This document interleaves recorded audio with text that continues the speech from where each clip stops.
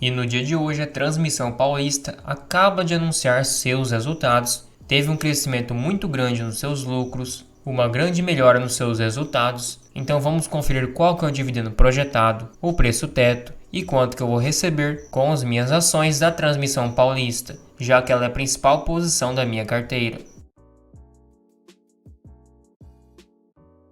O seu lucro líquido divulgado em 2023 foi R$ 900 milhões. Comparado ao quarto trimestre de 2022, que foi de 363 milhões, uma alta de 147%, sendo que em 2023 teve um lucro líquido acumulado de 1 bilhão 942 milhões e em 2022 936 milhões, uma variação positiva de 147%, com a margem líquida no quarto trimestre de 81%, muito superior ao de 2022, que foi de 40%, um ROI de 25,8%, muito superior também ao ROI do quarto trimestre de 2022, de 13%.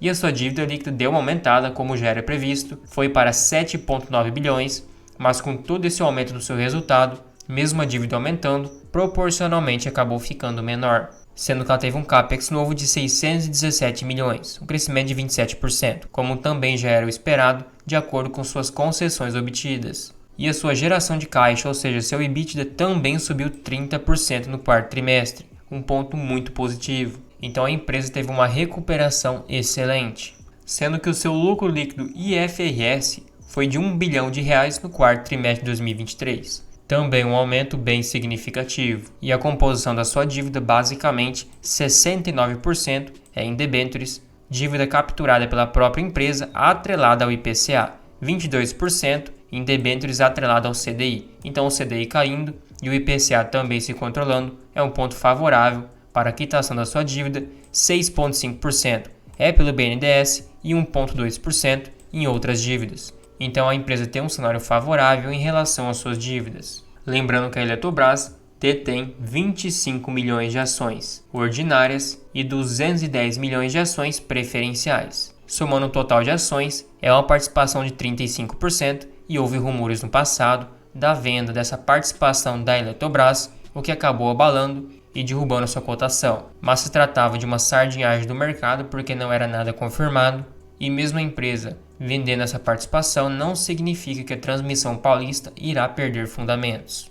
Outro ponto também recente é que a Transmissão Paulista voltou a integrar a carteira do Ibovespa, então ela faz parte do índice do Ibov, que é composta por 78 empresas de 36 setores diferentes. É um ponto que traz mais credibilidade e também traz mais visibilidade para novos investidores. Outro ponto também foi sobre o Bradesco BBI ter recomendação neutra para a Alupar e Transmissão Paulista, sendo que eles esperam uma taxa interna de retorno de 5,5% comparado à NTN-B, ou seja, a inflação do governo divulgada, então o retorno interno da Transmissão Paulista ficaria maior do que a inflação divulgada pelo governo. E eles esperam um dividendo de 12% para 2024, com R$ 3,00 por cada ação. Se dividirmos R$ 3,00 por R$ 26,81, teríamos um yield de 11,18%. É que de fato a Transmissão Paulista recentemente teve uma leve alta, ela estava custando por volta de 22 a 24, então acabou diminuindo o yield comparado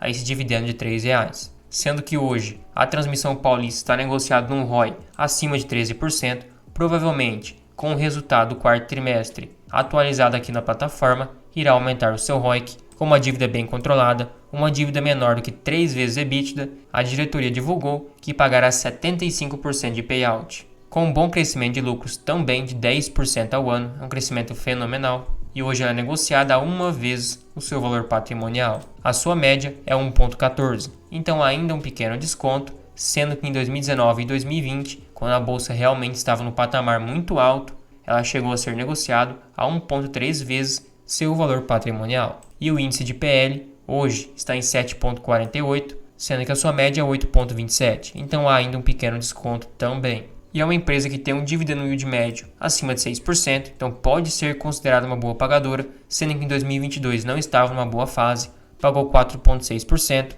8,3% em 2023 e 2024 ainda não divulgou. Foi pago o dividendo em 2024, mas é com base ao ano de 2023.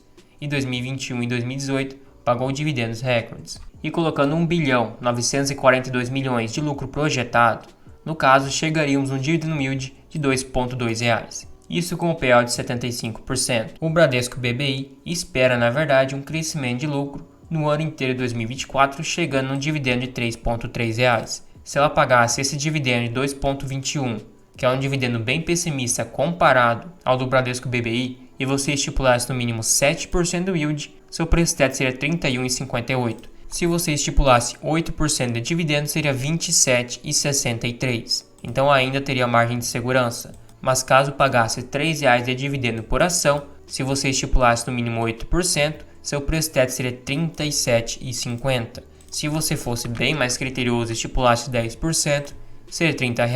Então, caso realmente ela tenha trimestre por trimestre um lucro bem superior ao do quarto, ela pode sim, possivelmente pagar esse dividendo e vai acabar elevando o preço teto da grande maioria dos investidores. Sendo que a minha maior posição na minha carteira comprei a R$ 22,00, já subiu 21%, meu yield on cost com base no dividendo já anunciado seria 9%, praticamente 10, 9,99.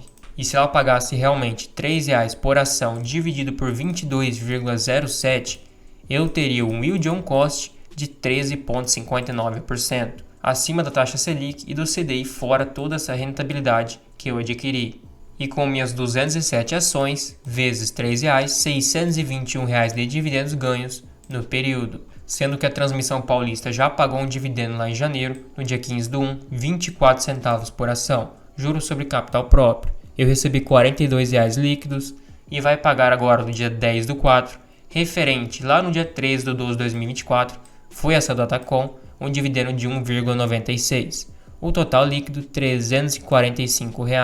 E se pegarmos 1,87 de dividendos líquido que ela pagou e dividir por 22,07, meu yield on cost foi 8,48%. Se recebesse mais R$ 3,00 por ação, eu teria mais de 20% de retorno só de dividendos, fora toda essa valorização nesse curto período de tempo. Levando em conta que a Transmissão Paulista pode anunciar um dividendo lá para o final do ano ou então no meio do ano.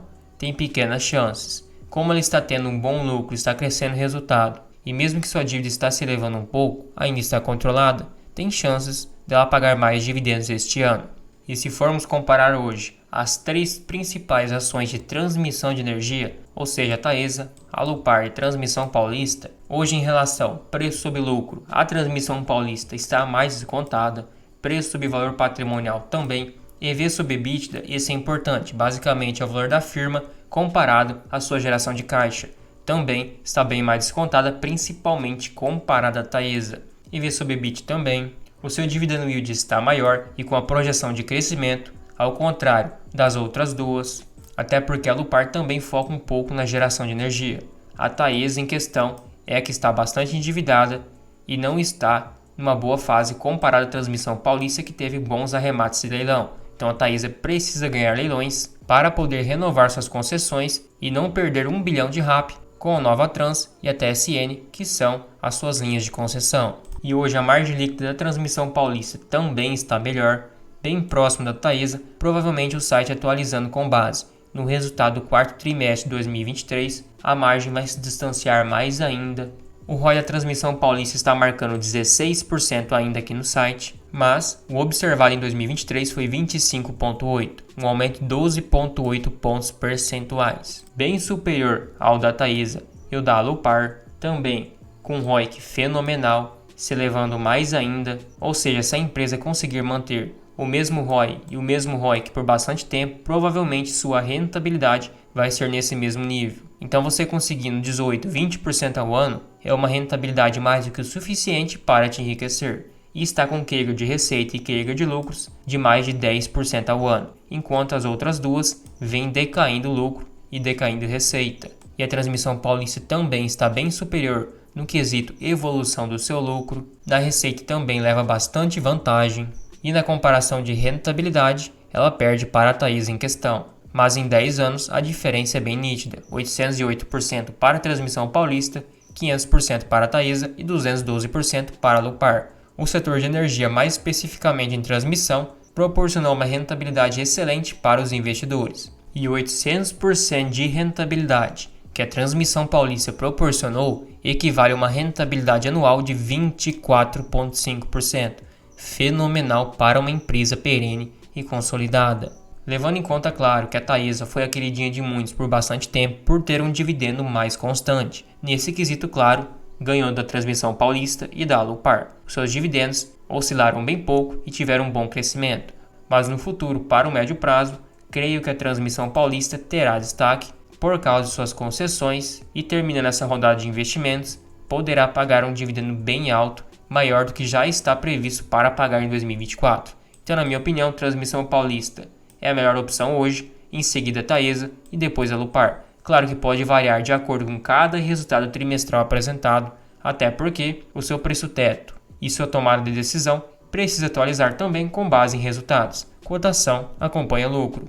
E se você curtiu o vídeo, achou útil, achou informativo, considere virar um membro aqui no canal. Você recebe selos de fidelidade para diferenciar nos comentários, acesso a uma planilha de preço teto, também um grupo no WhatsApp exclusivo para membros. Tudo isso por somente R$ 2,99 por mês, fica um valor bem acessível e você nem percebe que está pagando.